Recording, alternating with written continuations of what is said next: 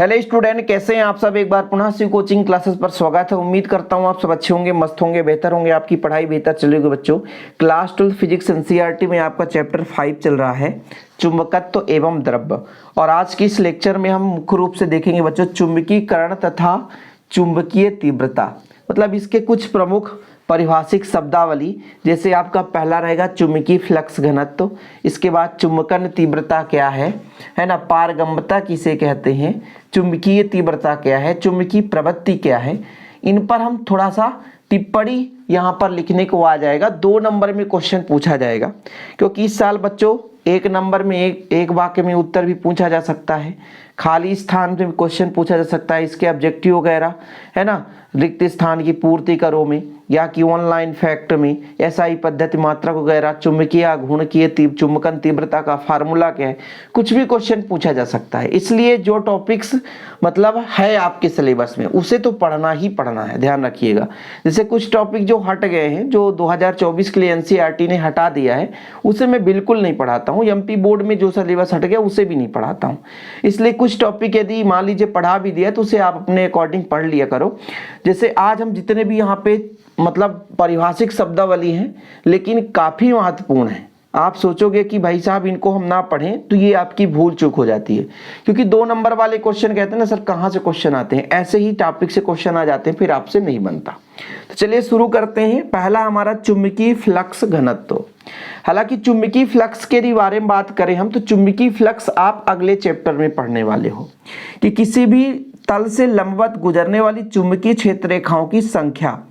यदि हम चुंबकीय फ्लक्स की बात करें, चुंबकीय फ्लक्स किसे कहते हैं, तो जिस प्रकार से विद्युत फ्लक्स होता है बच्चों, उसी प्रकार से आपका चुंबकीय फ्लक्स होता है कि किसी भी तल से लंबवत कितनी चुंबकीय क्षेत्र रेखाएं गुजर रही है, वो आपका चुंबकीय फ्लक्स कहलाता है। फाई एम कहो या फाई बी, जो कि डिपेंड करता है कितना चुंबकीय क्षेत्र है और डिपेंड करता है कितने एरिया से जा रहा है, ठीक है। और उनके बीच ये आप यदि सदिश फॉर्म में लिखोगे तो बी डॉट ए हो जाएगा कि भाई कितने कोण एंगल बनाते हुए जा रहा है, ये भी तो है ना। मान लीजिए लंबवत ना जा करके कुछ थीटा कोण से झुकाव के साथ जा रहा है, उसके क्षेत्र के सदिश के साथ, तो ये कुछ डिफरेंस के साथ हम वेक्टर फॉर्म लगा सकते हैं। तो चुंबकीय फ्लक्स की यदि बात की जाए, चुंबकीय क्षेत्र रेखाओं की संख्या ही, चुंबकीय क्षेत्र रेखाओं की संख्या बच्चों चुंबकीय फ्लक्स कहलाती है। यानी जो चुंबकीय फ्लक्स घनत्व भी होगा, वो एक प्रकार से चुंबकीय क्षेत्र रेखाओं से जो चुंबकन क्षमता उत्पन्न होता किसी पदार्थ में, है ना, उसी से संबंधित होगा, सीधा फंडा। यानी कुल मिलाकर चुंबकीय क्षेत्र रेखाओं के कारण ही जो भी कुछ चीजें होगी वही चुंबकीय फ्लक्स घनत्व कहलाएगा, पहली बात, ठीक है। तो चुंबकीय फ्लक्स की परिभाषा लिखना है तो आप लिख सकते हैं कि किसी भी पृष्ठ से लंबवत गुजरने वाली कुल चुंबकीय क्षेत्र रेखाओं की संख्या बच्चों चुंबकीय फ्लक्स कहलाती है। अब चुंबकीय फ्लक्स घनत्व क्या है? घनत्व का मतलब आप सबको पता है कि निश्चित क्षेत्रफल पर कितनी चुंबकीय क्षेत्र रेखाएं जा रही है, यही चीज तो होगा। देखो, जैसे किसी चुंबकीय पदार्थ को किसी बाह्य चुंबकीय क्षेत्र में रख देने पर उस पदार्थ के अंदर किसी बिंदु पर परिणामी चुंबकीय क्षेत्र को हम चुंबकीय फ्लक्स घनत्व कहते हैं। अभी आपको समझ में नहीं आएगा, परिभाषा तो लगेगा बड़ा कठिन है। देखो, बोला ये गया कि एक चुंबकीय क्षेत्र है किसी भी अन्य चुंबक के कारण, ठीक है। अब इसमें हम एक चुंबकीय पदार्थ ला रहे हैं, ये हमारा चुंबकीय पदार्थ है। अब इस चुंबकीय क्षेत्र के कारण ये किसी बिंदु पर यहाँ पर कितना चुंबकीय तीव्रता है, मतलब यहाँ पर कितनी चुंबकीय क्षेत्र रेखाएं हैं। भाई फ्लक्स घनत्व, घनत्व आप पढ़े होगे कि एक निश्चित एरिया में कितना द्रव्यमान रखा है, एक निश्चित कमरे में कितने व्यक्ति बैठे हैं, वो उसका घनत्व हो जाता है। एक निश्चित आयतन में कितना पदार्थ की मात्रा है, वो घनत्व है। ऐसे ही जब हम क्षेत्र रेखाओं की बात करेंगे तो किसी भी पदार्थ के अंदर एक निश्चित एरिया पर कितनी चुंबकीय क्षेत्र रेखाएं हैं। समझ रहे हैं ना कि आपको बच्चों चुंबकीय क्षेत्र रेखाओं से ही संबंधित है। मतलब चुंबकीय फ्लक्स क्या हुआ? चुंबकीय क्षेत्र रेखा है, चुंबकीय क्षेत्र रेखा ही चुंबकीय फ्लक्स कहलाता है। अब निश्चित एरिया में कितना चुंबकीय क्षेत्र रेखा हो, उसका चुंबकीय फ्लक्स घनत्व कहलाता है, ठीक है, परिभाषा अलग अलग बुक में अलग अलग मिला हुआ आपको मतलब देखने को मिल जाएगा, लेकिन ये चीज आपको थोड़ा सा मन में फीड करना पड़ेगा बच्चों। मैं कहना क्या चाहता हूं, मेन चीज ये समझो, ठीक है। यानी हमने कहा कि किसी बाह्य चुंबकीय क्षेत्र में एक चुंबकीय पदार्थ को तो हमने रख दिया, ठीक है। अब हमने रख दिया कि इसके अंदर किसी भी बिंदु पर, इसके अंदर किसी भी बिंदु पर परिणामी चुंबकीय क्षेत्र कितना है। अब ये यहाँ पे जो मान लो ये बिंदु अंदर है, इस बिंदु पर चुंबकीय क्षेत्र किस पर निर्भर करेगा, चुंबकीय क्षेत्र रेखाओं पर, है ना। अर्थात एक निश्चित बिंदु पर कितनी चुंबकीय क्षेत्र रेखाएं जा रही है, वही उसका क्या कहलाता है बच्चों, चुंबकीय फ्लक्स घनत्व, ठीक है। यदि इसकी मात्रा की बात की जाए बच्चों तो वेबर प्रति मीटर स्क्वायर, क्या है, वेबर प्रति मीटर स्क्वायर, ठीक है, वेबर प्रति मीटर स्क्वायर, इसका हो जाता है मात्रक। दूसरा यदि मात्रक पूछ दिया जाएगा एसआई मात्रक तो इसका टेस्ला भी होता है बच्चों। दूसरा मात्रक टेस्ला, लिख लेना आप लोग, क्या, टेस्ला। और भी इसका मात्रक न्यूटन प्रति एम्पियर मीटर, मात्रक पहला आपका वेबर प्रति मीटर स्क्वायर, ठीक है, टेस्ला, और आप लिख लेना न्यूटन प्रति एम्पियर मीटर, न्यूटन प्रति एम्पियर मीटर, ये इसका मात्रक हो गया। यदि प्रकृति की बात की जाएगी बच्चों तो एक सदिश राशि है, ठीक है, लिख लेना, सदिश राशि है। तो यहां पर थोड़ा सा आप लोग परिभाषा देखो और लिखो कि किसी भी पदार्थ को किसी बाह्य चुंबकीय क्षेत्र पे रखने पर उसके अंदर किसी बिंदु पर परिणामी चुंबकीय क्षेत्र चुंबकीय फ्लक्स घनत्व कहलाता है। और ये परिणामी चुंबकीय क्षेत्र किस पर डिपेंड करेगा, चुंबकीय क्षेत्र रेखाओं के उपस्थिति के कारण, ठीक है भाई। किसी भी बिंदु पर यानी हमारे पास चुंबकन क्षेत्र है, मतलब एक प्रकार चुंबकीय पदार्थ रखा जाता है वहां पर, तो उसके किसी भी बिंदु पर चुंबकत्व का गुण कैसे उत्पन्न होगा, वो चुंबकीय क्षेत्र पर डिपेंड करेगा। चुंबकीय क्षेत्र रेखाओं की संख्या जितनी अधिक होगी उसका चुंबकीय फ्लक्स घनत्व उतना अधिक होगा, ठीक है। मात्रक देख सकते हो, वेबर प्रति मीटर स्क्वायर, टेस्ला भी लिखा है, और न्यूटन प्रति एम्पियर मीटर। इसके बाद बच्चों चुंबकन तीव्रता के बारे में समझते हैं। जैसा कि आप लोगों ने चुंबकीय फ्लक्स समझ लिया, ठीक है। चुंबकीय फ्लक्स का मतलब आप समझ रही है भैया कि हमारे पास एक चुंबकीय क्षेत्र है, वहां पर हम चुंबकीय पदार्थ को लाए, चुंबकीय पदार्थ पर कितनी चुंबकीय क्षेत्र रेखाएं जा रही हैं, वो उसका चुंबकीय फ्लक्स घनत्व कहला गया। उनकी क्षेत्र रेखाओं की जो टोटल संख्या है वो चुंबकीय फ्लक्स कहलाता है, लेकिन किसी एक निश्चित एरिया से कितना जा रहा है वो उसका घनत्व कहला गया। मात्रक टेस्ला, वेबर प्रति मीटर स्क्वायर, न्यूटन प्रति एम्पियर मीटर। एक प्रकृति की यदि बात की जाए तो सदिश राशि। ऑब्जेक्टिव क्वेश्चन ऐसे पूछा जाता है, एक नंबर में क्वेश्चन ऐसे ही पूछ दिया जाता है, लोगों से नहीं बनता है, इतना ध्यान रखें बच्चों। चुंबकन तीव्रता, चुंबकन तीव्रता का मतलब यह है कि किसी को हम कितना ज्यादा चुंबकीय क्षेत्र उत्पन्न करने की क्षमता रखते हैं, मतलब आप समझ नहीं पाए। चुंबकन तीव्रता का मतलब यह है कि किसी भी पदार्थ को कितना हम चुंबकित कर पा रहे हैं, समझ रहे हैं। जैसे हमारे मान लीजिए पास में कोई बच्चा पढ़ने आता है तो हम उसको कितना मोटिवेट कर पा रहे हैं, ऐसे किसी भी चुंबकीय क्षेत्र में यदि हमारे पास कोई पदार्थ आ गया तो एक निश्चित आयतन पर उस पर कितना आघूर्ण उत्पन्न हो रहा है, चुंबकीय आघूर्ण। परिभाषा कुछ और बोल रहा है लेकिन इसका मतलब कुछ और निकल रहा है। मतलब है चुंबकन तीव्रता मतलब किसी चुंबकीय पदार्थ पर किसी चुंबकीय क्षेत्र द्वारा कितना चुंबकीय क्षेत्र उत्पन्न करने की क्षमता है उस पदार्थ पर, मतलब उस पर चुंबकीय गुण उत्पन्न करना कुल मिलाकर के।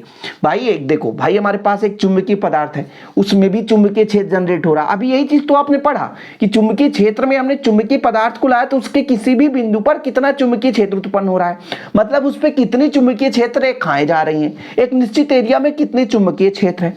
अब इसको है ना एक प्रकार से जो प्रवृत्ति है, मतलब इसके गुण को हम चुंबकन तीव्रता कहते हैं। यानी हमने चुंबकीय क्षेत्र लिया, चुंबकीय क्षेत्र पर एक चुंबकीय पदार्थ ले आया, चुंबकीय पदार्थ पर कितना चुंबकत्व का गुण उत्पन्न हो रहा है वो उस चुंबकीय क्षेत्र की तीव्रता कहलाती है, जिसे हम चुंबकन तीव्रता कहते हैं। मतलब किसी पर चुंबकत्व का गुण उत्पन्न करने के लिए कितनी तीव्रता है, जो किस पर डिपेंड करता है, एक तो चुंबकीय आघूर्ण, मतलब एक निश्चित आयतन पर कितना चुंबकीय आघूर्ण उत्पन्न हो रहा है। चुंबकन क्षेत्र में स्थित किसी चुंबकीय पदार्थ के प्रति एकांक आयतन में उत्पन्न चुंबकीय आघूर्ण को चुंबकन तीव्रता कहते हैं, जिसे कैपिटल आई से दर्शाते हैं। जो आपका चुंबकन तीव्रता होता है बच्चों, ये चुंबकीय आघूर्ण एकांक आयतन पर, देखो परिभाषा क्या कहता है, एकांक आयतन पर चुंबकीय आघूर्ण। अब ध्यान ये रखना है, अर्थ वही चीज है जो मैं भी आपको समझाया कि किसी चुंबकीय क्षेत्र में चुंबकीय पदार्थ को रखा तो उसमें कितना चुंबकत्व का गुण उत्पन्न हो रहा है, वही चुंबकीय आघूर्ण है। ठीक है, अब इसका यदि मैं आपसे कह दूं कि चुंबकीय आघूर्ण का फार्मूला होता भैया m इंटू यानी ध्रुव प्राबल्य और प्रभावी लंबाई, और यदि मैं बात कर दूं भी, है ना, तो आपका होता है यदि मैं लंबाई गुणे 2l जो है और उसके क्षेत्रफल का गुणा कर दूं तो आयतन कहला जाएगा बच्चों। 2l से 2l काट दो तो स्मॉल m अपान a हो जाता है। यानी यहां पर एक चीज ये भी निकल कर आया कि किसी पदार्थ की जो चुंबकन तीव्रता है, जो चुंबकन तीव्रता है उसके प्रति एकांक क्षेत्रफल पर उत्पन्न ध्रुव प्राबल्य के बराबर है। अरे भैया यही चीज तो मैं कब से समझा रहा था कि एक चुंबकीय क्षेत्र है और यहां पर चुंबकीय पदार्थ लाया तो एक निश्चित सिरे पर एकांक क्षेत्रफल पर कितना ये ध्रुव प्राबल्य हो रहा है, मतलब चुंबकत्व की कितनी क्षमता उत्पन्न हो रही है, वही तो है चुंबकन तीव्रता। अंत में निष्कर्ष वही निकल आता है, लोगों के मन में कितना भी परेशानी हो अर्थ वही निकलेगा। मैंने कहा ना भाई कि चुंबकीय क्षेत्र में एक चुंबकीय पदार्थ को लाया, उसमें कितना चुंबकीय क्षेत्र उत्पन्न हो रहा वही उसकी चुंबकन तीव्रता है, कितनी क्षमता है चुंबकत्व को उत्पन्न करने में। अरे भाई वही चीज तो आ गया कि एक निश्चित क्षेत्रफल पर कितना ध्रुव प्राबल्य उत्पन्न हो रहा वही उसकी चुंबकन तीव्रता है। यह भी एक सदिश राशि है और इसका यदि मात्रक यदि आपसे पूछा कोई तो एम्पियर प्रति मीटर लिख लेना। ठीक है क्या बच्चों, एम्पियर प्रति मीटर। ठीक है, इसका विमीय सूत्र होता है L की पावर -1 और A। ठीक है, ये चीज हो जाएगा, ये आप लोग बिल्कुल याद कर लेना, तैयार कर लेना। ठीक, यहां पर आप देखो बच्चों कि यदि एकांक आयतन मतलब आयतन V हो और चुंबकीय आघूर्ण m हो तो I बराबर m अपान V हो जाएगा बच्चों। फिर कहा हमने प्रभावी लंबाई यदि 2l है तो आपका चुंबकीय आघूर्ण क्या कहता है, प्रभावी लंबाई और उसके ध्रुव प्राबल्य के गुणनफल के बराबर होता है, और l लंबाई और क्षेत्रफल का गुणन आयतन के बराबर होता है बच्चों। सही है कि नहीं भाई, तो यदि 2l से 2l कट जाएगा m अपान a आ जाएगा, यानी एकांक क्षेत्रफल पर जो ध्रुव प्राबल्य होगा वही उसका क्या कहलाएगा बच्चों, चुंबकीय तीव्रता है। ठीक है, किसी पदार्थ की चुंबकन तीव्रता उसके प्रति एकांक क्षेत्रफल में उत्पन्न ध्रुव प्राबल्य के बराबर है। यह एक सदिश राशि है, इसका मात्रक एम्पियर प्रति मीटर हो जाएगा बच्चों। यदि विमीय सूत्र की बात करें तो L इनवर्स A हो जाता है। काफी महत्वपूर्ण चीजें जिसे आप लोगों को तैयार कर लेना चाहिए। अब हम बात करते हैं बच्चों, सबसे पहले बात करेंगे हम आपेक्षिक चुंबकशीलता के अलावा हम चुंबकशीलता की बात करेंगे। ये चुंबकशीलता है क्या, पारगम्यता या चुंबकशीलता क्या है, आप लोग हेडिंग लगाएंगे, परिभाषा लिखेंगे, हम आपको समझाएंगे बच्चों क्या है चुंबकशीलता। चुंबकशीलता ये किसी भी चुंबक का एक प्रकार से गुण है, पहली बात है ना, मतलब उसके चुंबकत्व का गुण है, क्षमता है, ये पारगम्यता, किसी भी चुंबकीय पदार्थ को कितना आसानी से वो चुंबकित कर सकता है, पार कर सकता है। ठीक है, यानी किसी भी चुंबकीय क्षेत्र रेखाओं में चालन की शक्ति, भाई समझिएगा थोड़ा सा कि ये आपका चुंबकशीलता क्या है, चुंबकशीलता पारगम्यता, चुंबकशीलता मतलब चुंबकत्व का गुण, किसी भी चुंबकीय पदार्थ पर चुंबकत्व का गुण वो उसकी चुंबकशीलता है, या उस पदार्थ के द्वारा चुंबकशीलता है क्या, क्षेत्र रेखाओं के चालन की शक्ति।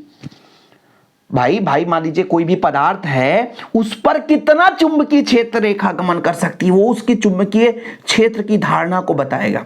मतलब इस पदार्थ पर चुंबकीय क्षेत्र कितना अधिक है, इसकी चुंबकशीलता कितना अधिक है, इस पर चुंबकीय क्षेत्र रेखाओं के प्रवाह की शक्ति है, चुंबकीय क्षेत्र रेखाओं के चालन की शक्ति को प्रदर्शित करता है। किसी भी पदार्थ की चुंबकशीलता है क्या एक्चुअल में, उसके चुंबकत्व के गुण को प्रदर्शित करना, मतलब इसमें कितना चुंबकत्व हो सकता है, कितनी क्षमता है चुंबकत्व की, और चुंबकत्व किसी पदार्थ पर डिपेंड करता है उसकी चुंबकीय क्षेत्र रेखाओं की चालन की शक्ति पर। यानी किसी पदार्थ की चुंबकशीलता या पारगम्यता उस पदार्थ के मतलब उस पदार्थ द्वारा यदि कह सकते पदार्थ के द्वारा चुंबकीय क्षेत्र रेखाओं के चालन की शक्ति को प्रदर्शित करता है।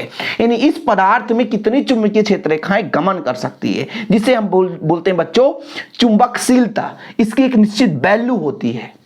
और जब हम आपेक्षिक की बात करते हैं तो किसी के सापेक्ष, भाई हमने कहा कि मान लीजिए निर्वात में किसी पदार्थ की चुंबकशीलता है, निर्वात में चुंबकशीलता है, ठीक है, और उसकी आपेक्षिक चुंबकशीलता, कितनी उसके पास क्षमता है, ठीक है, कितनी उसके पास क्षमता है, मान के चलता हूं पदार्थ की चुंबकशीलता कुछ ना कुछ तो होगी। तो निरपेक्ष चुंबकशीलता हम मान के चलते हैं म्यू, यानी किसी के सापेक्ष नहीं, उसका स्वयं का, और फिर किसी माध्यम में रखने पर उसकी चुंबकशीलता, इन दोनों का जो अनुपात निकालते हैं उसे कहते हैं हम आपेक्षिक चुंबकशीलता म्यू आर। ठीक है, ये आप नोट कर लो। चुंबकशीलता तो समझ गए, किसी भी पदार्थ के द्वारा चुंबकीय क्षेत्र रेखाओं की चालन की शक्ति आपकी चुंबकशीलता है, उसकी प्रवृत्ति, उसकी क्षमता, उसके अंदर कितना गुण है चुंबकत्व के लिए, वो चीज है आपका चुंबकशीलता। अब यदि बात की जाए निरपेक्ष में कितना है म्यू, और भैया किसी निर्वात की बात की जाए तो इतना है, इन दोनों का अनुपात ही आपका आपेक्षिक चुंबकशीलता कहलाता है। ठीक है, ये आप लोग लिख लेना बच्चों, कभी कभी ऑब्जेक्टिव में पूछ दिया जाता है। अभी हमने पढ़ा था चुंबकन तीव्रता, और अब हमारा जो है चुंबकीय तीव्रता। हालांकि आप लोगों को टोराइड हमने नहीं पढ़ाया है, सिलेबस से बाहर है। ठीक है, टोराइड का जो फार्मूला था बच्चों, टोराइड का फार्मूला कुछ इस प्रकार से था कि टोराइड पर चुंबकीय फ्लक्स, उसके अंदर कितना चुंबकीय तीव्रता B बराबर था म्यू 0 Ni। ठीक है, जहां पर एन उस पे कुंडली में फेरों की संख्या हो जाएगा, म्यू क्या है निरपेक्ष चुंबकशीलता हो जाएगा, आपका बच्चों आई क्या है धारा हो जाएगा। जहां पर यदि मैं बात करूं Ni क्या है, तो Ni जो होता है बच्चों, यही आपका एक प्रकार से होता है चुंबकीय तीव्रता, आपका हो जाएगा Ni। ठीक है, यानी टोराइड के प्रति एकांक लंबाई में प्रवाहित एम्पियर फेरों की संख्या चुंबकीय तीव्रता कहलाती है। ये टोराइड से परिभाषा निकालते हैं, इसका होता है एम्पियर प्रति मीटर, इसका मात्रक होता है, एक सदिश राशि होता है चुंबकीय तीव्रता। देखो चुंबकन मतलब किसी पदार्थ पर, देखो पहले चुंबकन का मतलब होता है किसी पदार्थ पर कितना चुंबकीय गुण उत्पन्न हो सकता है, लेकिन चुंबकीय तीव्रता है किसी पदार्थ को कितना चुंबकत्व का गुण उत्पन्न करने में इसकी क्षमता है। ये दोनों में डिफरेंस है। ठीक है, पहले बात समझो भाई, हमने क्या कहा कि जो चुंबकन तीव्रता है किसी पदार्थ की क्षमता है, लेकिन चुंबकीय तीव्रता है किसी पदार्थ पर कितना हम क्षमता उत्पन्न कर सकते हैं। ठीक है, जिसे हम H से दर्शाते हैं, ये चुंबकन बल है। जैसे हमारे पास एक टोराइड है, टोराइड एक चुंबक की भांति काम करने लगता है, तब उसके प्रति एकांक लंबाई में प्रवाहित एम्पियर फेरों की संख्या चुंबकीय तीव्रता कहलाती है। टोराइड के प्रति एकांक लंबाई में प्रवाहित एम्पियर फेरों की संख्या को चुंबकीय तीव्रता कहते हैं। इसे एक सदिश राशि है, एम्पियर प्रति मीटर होता है इसकी मात्रक। ठीक है, याद कर लेना। और आखिरी परिभाषा आज का बच्चों, चुंबकीय प्रवृत्ति। चुंबकीय प्रवृत्ति है क्या, जैसा मैंने कहा कि चुंबकन तीव्रता I और चुंबकीय तीव्रता H है। चुंबकन तीव्रता मतलब किसी पदार्थ पर चुंबकत्व का गुण कितना धारण करने की क्षमता है। चुंबकीय तीव्रता मतलब किसी पदार्थ पर हम कितना चुंबकीय गुण उत्पन्न कर सकते हैं। ये दोनों में डिफरेंस है, इन दोनों का अनुपात ही चुंबकीय प्रवृत्ति कहलाता है। इति समर्पयामि, कहानी खत्म हो गया। ठीक है, आज का जो टास्क था वो खत्म हो गया बच्चों। ठीक है, फिर से समझो, चुंबकीय प्रवृत्ति किसी पदार्थ पर हम कितना चुंबकत्व का गुण उत्पन्न कर सकते हैं और किसी पदार्थ पर कितना चुंबकत्व गुण उत्पन्न करने की क्षमता है, उन दोनों का अनुपात ही चुंबकीय प्रवृत्ति कहलाती है। सीधा फंडा और कुछ भी नहीं है। इसका भी मात्रक बच्चों, ठीक है, IH और I जो आपका चुंबकीय तीव्रता होता है, चाहे चुंबकीय प्रवृत्ति की बात करें, इन सब का मात्रक सेम होता है। परिभाषा याद कर लेना। मुख्य रूप से आपका जो मात्रक पूछा जाता है वो चुंबकन तीव्रता से और चुंबकीय फ्लक्स घनत्व से, तो आप मात्रक भी तैयार कर लेना। ओके, आज के लिए इतना ही बच्चों। पदार्थों में चुंबकीय गुण, प्रतिचुंबकीय है ना, अनुचुंबकीय और लौह चुंबकीय, ये हमारा अगला टास्क रहेगा। इसके बाद आपका लगभग चैप्टर समाप्त, क्योंकि भाई साहब जैसे हमारा नर्म लोहा फौलाद विद्युत चुंबक ये सब हट गया है, स्थायी चुंबक ये सब हट गया है, जिसे नहीं पढ़ना है तो हम उसे बिल्कुल नहीं पढ़ाएंगे। आज के लिए इतना ही, मिलते हैं अगली वीडियो के साथ बच्चों। जय हिंद, वंदे मातरम।